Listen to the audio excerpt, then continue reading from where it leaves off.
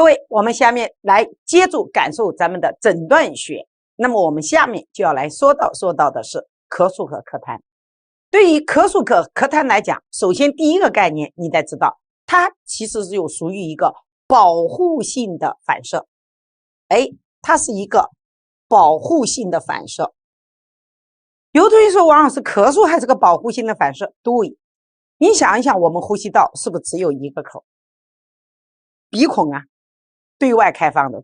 那进去的气体，进去的空气，它是不是要有谁呀？它是不是要有粉尘？是不是要有病原体？那这些粉尘，这些病原体最后到哪里去了呢？是不是就是我们的呼吸道可以进行自净作用？自净可不是自杀啊，各位，是这个自净，自己清洁自己。那么它怎么自己清洁自己呢？我们的气道上有腺毛，腺毛上面有粘液，那么腺毛进行摆动。各位，你告诉我是向上摆还是向下摆？有同学王老师向下摆，你可悲惨呐！向下摆，我问你，你活了几十年，那得有多少的垃圾呀？是不是都出不去？好在我们的呼吸道的腺毛没有你这么糊涂，它都是往上摆。那么往上摆，再加上上面有粘液，它就不停的把空气中、把气道中的这个有毒的物质、这些病原体、这些粉尘，那么大家知道它是不是都往上、都往前面摆，一直摆到哪个地方啊？往上一直摆到喉部，然后我们的胸腔压力增大，大家知道是不是以两种方式出来？要不就是喷薄而出，是不是叫做打喷嚏？还有一个就是我们所讲的咳嗽。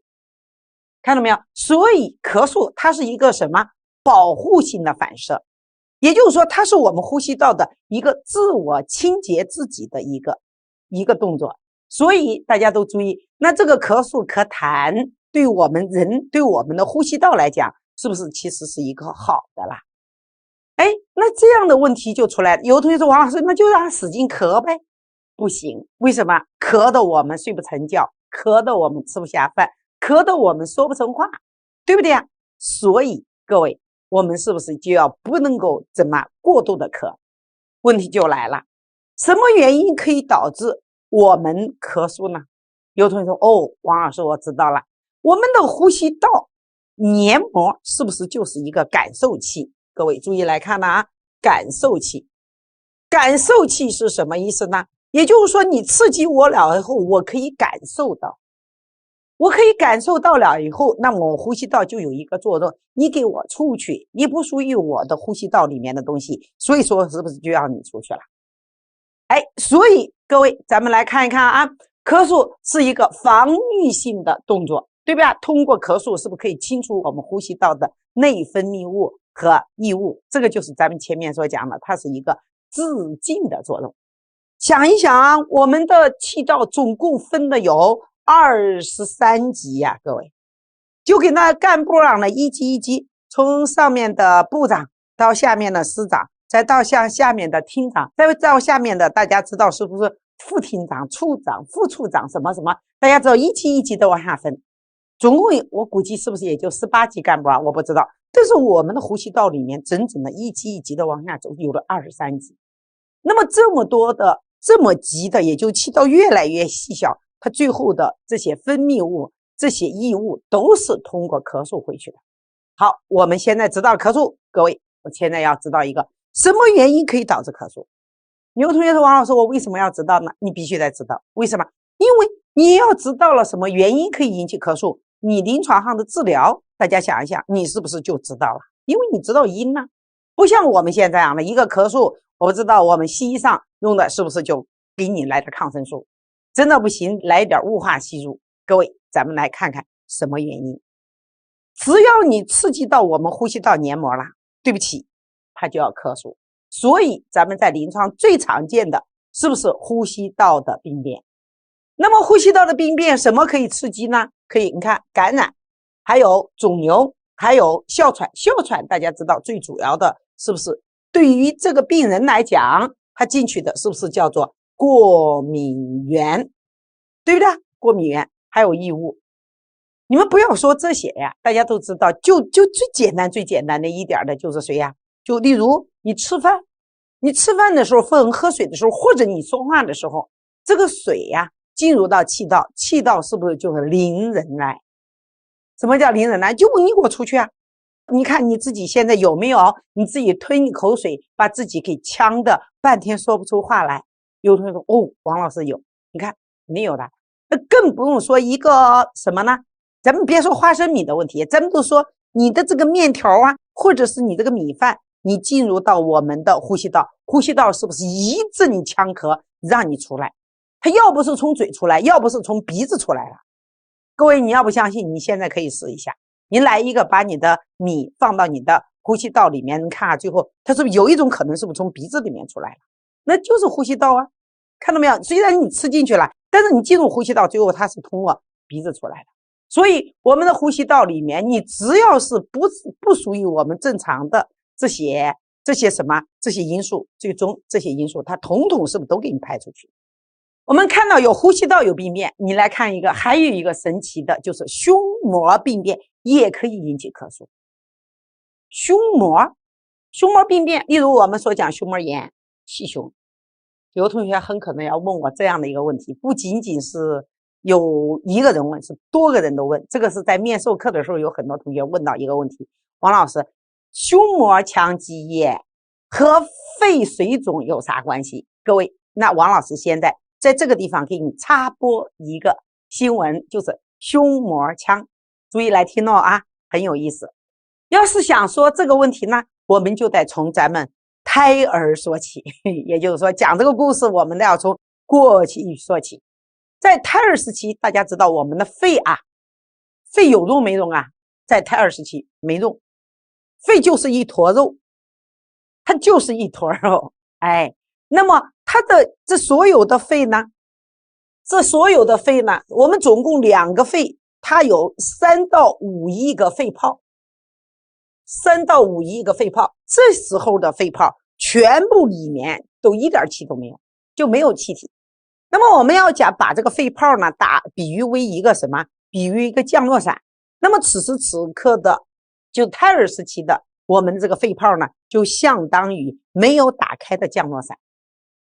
这个大家听明白了没有？好，明白了啊。那等到我们出生了，肺才有用。当我们出生的时候，大家知道所有的人出生了以后，是不是都张大嘴巴使劲的哭？他其实这个哭是什么问题啊？宣告我的肺要往里面进气体了。你们可以仔细的看一看，在人类哭的时候，嘴巴是不是大张，鼻子是不是大张，气体全部都要往里面进去。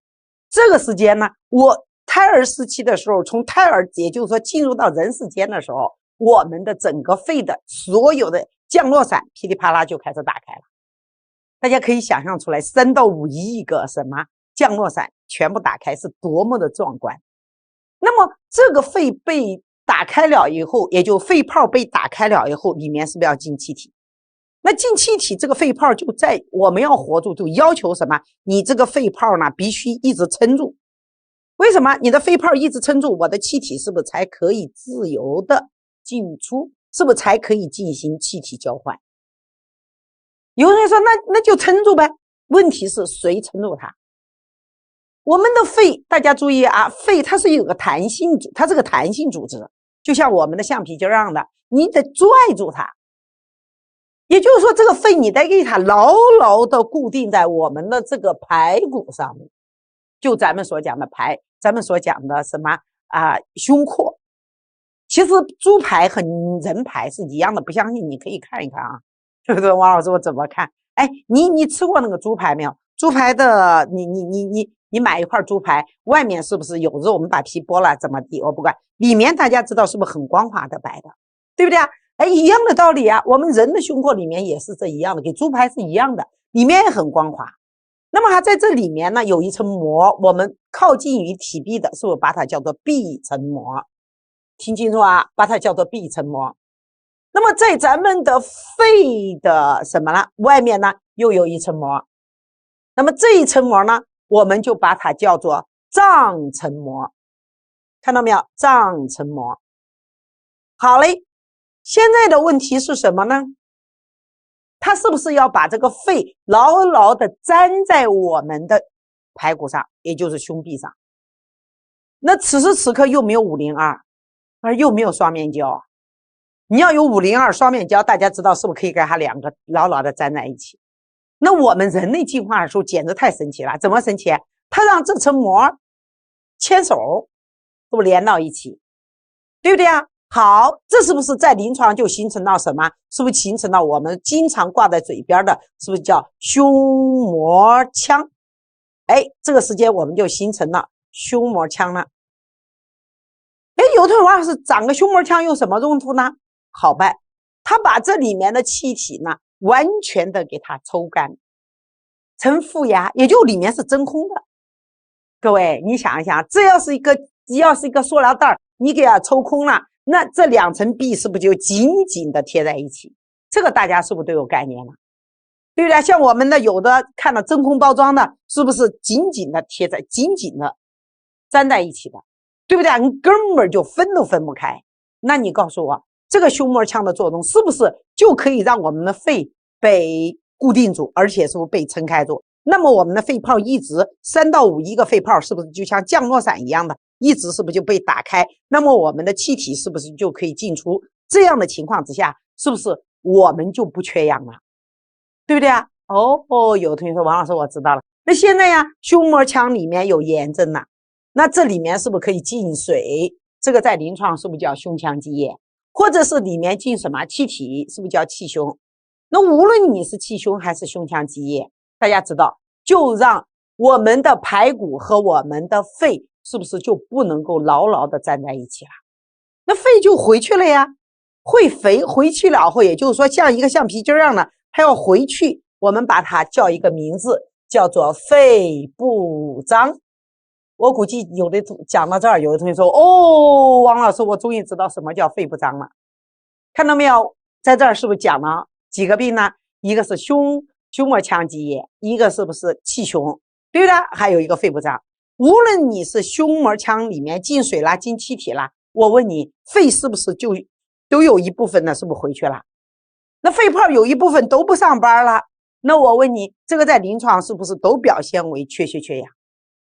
对不对？只不过气胸呢，它是突然的进去气体，它是不是突然的传别？而胸腔积液呢，是水是不是慢慢的进去的？所以说它是不是慢慢的胸闷的传别的？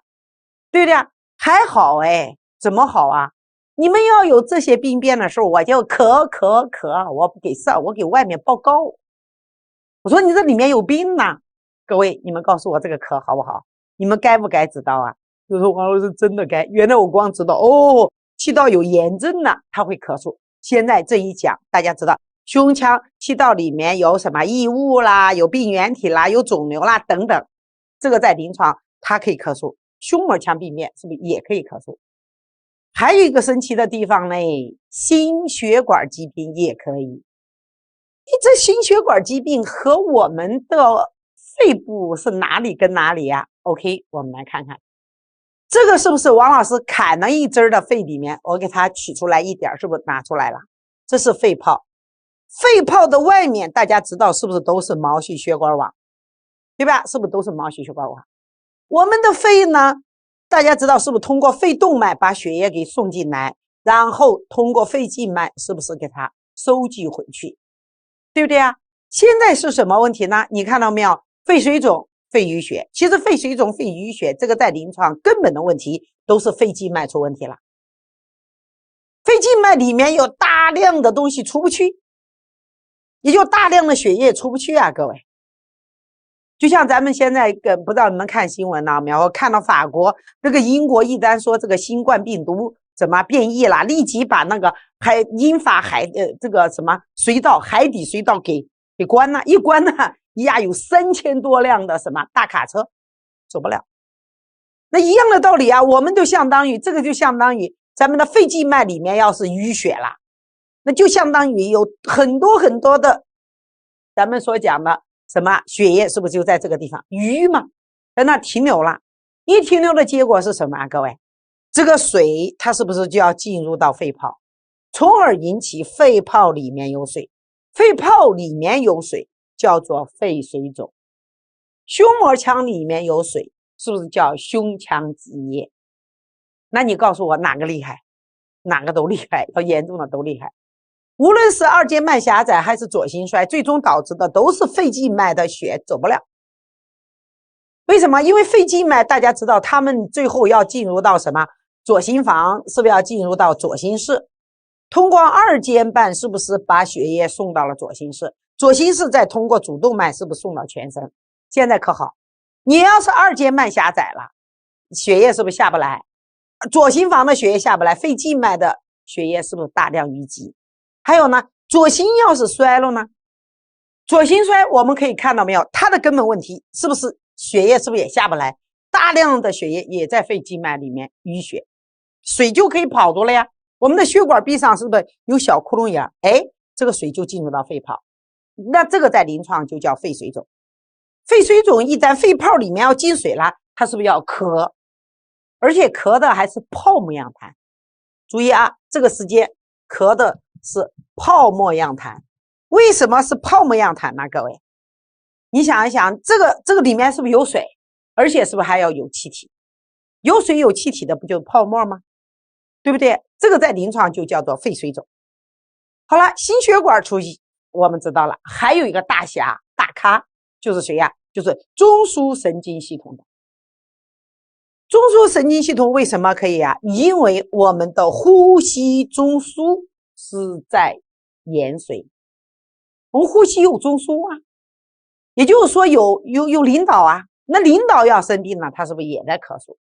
看来我们这是不是什么平民和领导是干嘛？是平等的。好了，各位，现在我们是不是脑袋被洗了？为什么被洗了呀？原来认为这个咳嗽啊，仅仅就是什么了？我不知道中医上怎么讲啊，在西医上大家知道最常见的，我们有大夫就开始用抗生素。现在你都知道了，它有这么多的因素，有气道的感染，有我们所讲的，还有什么咱们气道的肿瘤啊，还有等等等等都可以，只要是异物这些东西进去，人家都让你出去。除此之外，还有胸膜腔、心血管以及中枢神经系统都可以引起咳嗽。所以你下一次了后，一旦见到咳嗽了后，你不要上去就给人家这种抗生素，那就说明你太丢人了，你没有听王老师的课。好嘞，我们知道了咳嗽，那么下面我们都来看看咳嗽的时候有一种情况，有的时候有痰，有的时候没痰，对不对啊？所以我们在临床上呢，分为干咳和湿咳。有同学说王老师分为干爹和湿爹，我们没有这样分的啊。咱们来看，所谓的干咳是不是痰很少？所谓的湿咳指的是不是有痰液？那么干咳在临床往往是见于比较刺激性的，像我们所讲的咽喉炎呐，还有胸膜炎呐。你看胸膜炎它没有痰，对不对啊？还有病变气道的急性气道病变的早期大家知道痰是不是还没有来得及产生？而有大量的痰呢，像我们讲肺炎呐、慢性支气管炎呐、肺脓肿啊、支扩呀，哎，这个在临床是不是都可以有痰？特别是我们所讲的肺脓肿和支气管扩张，这两个病变还是一个肺的化脓性的病变。所以说这两个疾病在临床是不是可以导致的是脓痰？走过了干咳和湿咳，知道了咳嗽它的原因，那大家知道我们对咳嗽是不是越来越干嘛了？了解它了。那现在我们就要来看一看它的咳嗽的时间和节律是有什么样的特点，这个对我们临床上诊断是不是就极有好处了？现在王老师给大家罗列出来4个状态，一个是突然发生的咳嗽，一个是一阵儿咳嗽，一个是又好了。那么还有一种是不是长期的慢性的咳嗽，还有一个就早上起来咳。各位你们告诉我分别介于什么情况？有的王老师突然咳，那就是异物突然进去了，对吧？刺激性的气体，对不对？你突然的你进去了，那你进到我呼吸道，你就不属于我们呼吸道的东西，你给我出去，那我就突然的发生。阵发性的呢，一阵儿一阵儿的，那这东西一阵儿一阵儿来，什么病会这样一阵儿一阵儿来呀？各位我们来看看百日咳、肺癌以及哮喘。百日咳，大家知道这个阵发性，这个一阵儿是不是也时间太长了？对，还有我们所讲的哮喘，还有咱们所讲的肺癌。那要是长期慢性的咳嗽，这个很好理解。那例如在临床上是不是有长期慢性的气道的炎症？我临床最常见的是慢支，还有什么 COPD， 对不对啊？慢性阻塞性的肺部疾患，是不是还有支扩？早上起来咳，咱们在临床上看到没有？支气管炎支扩呀，肺脓肿。为什么呢？为什么早上那一阵你可以发现没有？早上起来，然后一翻身，然后就开始剧烈的咳一阵，好才能够起床，对不对啊？那这个在临床根本的问题就是什么？你看啊，这三个病变，它最主要是通过一夜睡觉睡一夜。我问你，这个气道它照样，这两个是化脓性病变呢，它是化脓啊。你睡觉的时候，它是不是照样的也是在病变也是在进行的？它可没有睡觉，它照样的，人家化脓性病变，等到你睡觉的时候，人家还在加班呢，人家还在工作了，也就是说它照样的是不是产生脓液，产生粘液？同样的道理，慢性支气管炎也是这样的。那你经过一夜，好，你起来了，你起来了后，我问你，你气道里面是不是堆了一晚上的这个液体，一晚上的这个痰，然后你改变体位，它是不是要流动？一流动刺激到我们呼吸道，我们呼吸道说了，哦，半夜里面你都一直在那产生，然后你不动，我没有发现你，现在我起床了，它一流动，我们的气道是不是感觉到了？感觉到了，你给我出去吧，它是不是非得给它排出去不可？所以说清晨是不是要剧烈的咳？哎，现在明白了。好，这是咳嗽的时间和节律。你看这个在临床最主要的是不是就跟它的体位有关系了？夜间咳在临床最常见的是左心衰和肺结核。我们再来看看咳嗽的音色，就像我们弹钢琴、弹小提琴，我拉小提琴，还有古筝，对不对啊？咳嗽它的声音有嘶哑的，那嘶哑在临床最常见的是声带和喉部病变，什么声带炎、喉炎、喉癌、喉返神经等等。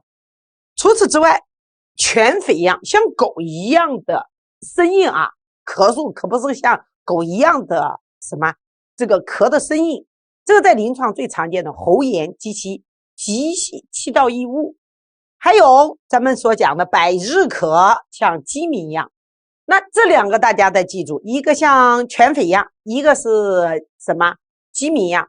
犬吠一样我们可以看在临床见于是不是喉炎或者是异物，那我们要注意叫做犬吠吼，要有犬吠叫，喉医道。喉大家知道是不是喉部病变，最主要是异物啊，最主要是异物。那同音呢，喉医道，狗一叫喉医道，有的网友犬吠吼狗一道，就喉医道。咱们再来看的就是什么鸡鸣百日，这个好记啊，鸡鸣百日。下面我们再来看看痰，它的性状有粘液，有浆液，有粘液脓样的，还有我们讲的脓性的，还有浆液血性的和血性的。我们了解它有这么多的，也就是说痰的性状都是不一样的。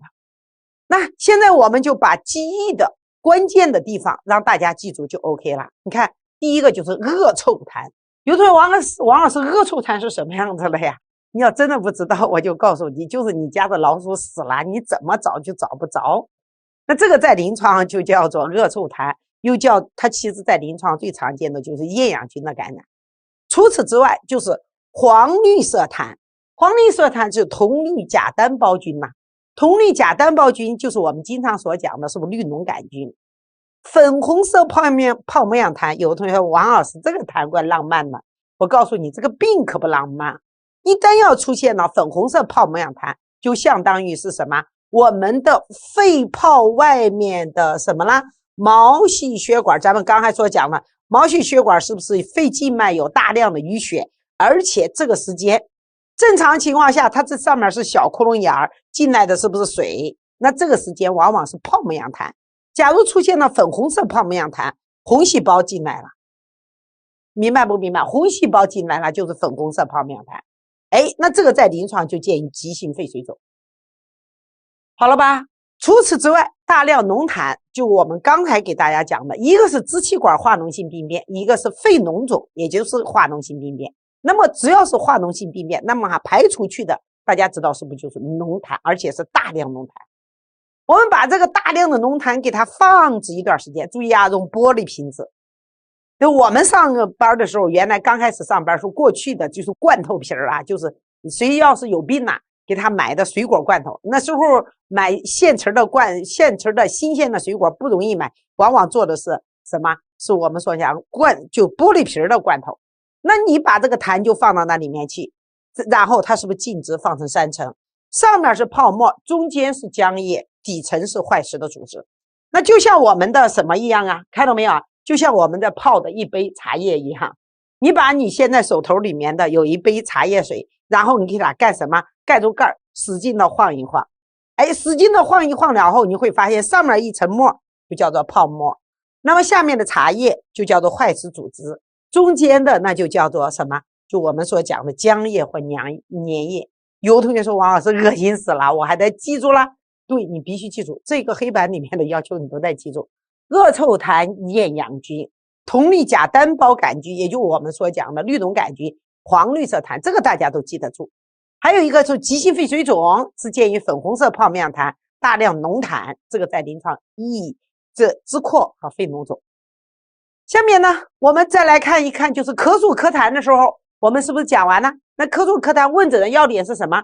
第一，你是不是要看看他咳嗽的性质，对不对啊？第二，咳嗽的时间和阶段，是早上咳，是一阵咳，还是持续性咳？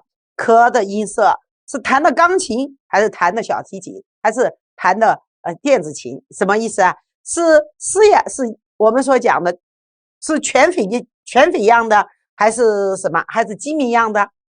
这个大家是不是得知道？并且它的伴随症状。除此之外，就是痰的性状和什么和量。还记不记得厌氧菌感染是恶臭痰，对不对呀？铜绿钾单胞菌是绿色痰，粉红色那个浪漫的就是那个急性肺水肿，对不对？还有呢，大量的脓痰见于支扩和肺脓肿这2个化脓性的肺部的病变。好嘞，我们最终把咱们这个咳嗽咳痰的要点，各位我们再给大家进行总结一下。全肺样的是不是见于急性喉炎和气道的异物？我们要知道是全肺吼喉一道，全肺叫喉一道，这个也可以啊，把这个吼改成什么叫。再来看呢是鸡鸣百日，对不对啊？我们还有恶臭痰、厌氧菌、铜绿钾单胞菌、黄绿色的粉红色泡面痰，还有我们所讲的急性肺水肿的特征。最后一个大家要记住了啊，就是大量脓痰，最主要是见于支扩和肺脓肿。来，咱们来看嘶哑样的咳嗽。嘶哑样的咳嗽人是不是得罪了谁呀？对，得罪了我们喉部一带。喉部一带的，那这个在临床有谁呀？对，有声带的疾病。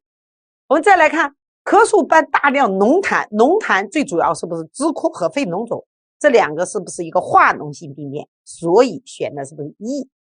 再来咯，各位再来，女70岁冠心病，今天突然的心慌气短，不能平卧，咳粉红色泡面痰。粉红色泡面痰是不是见于急性肺水肿？急性肺水肿其实就是我们所讲的什么？其实就咱们所讲最常见的就是急性的左心衰。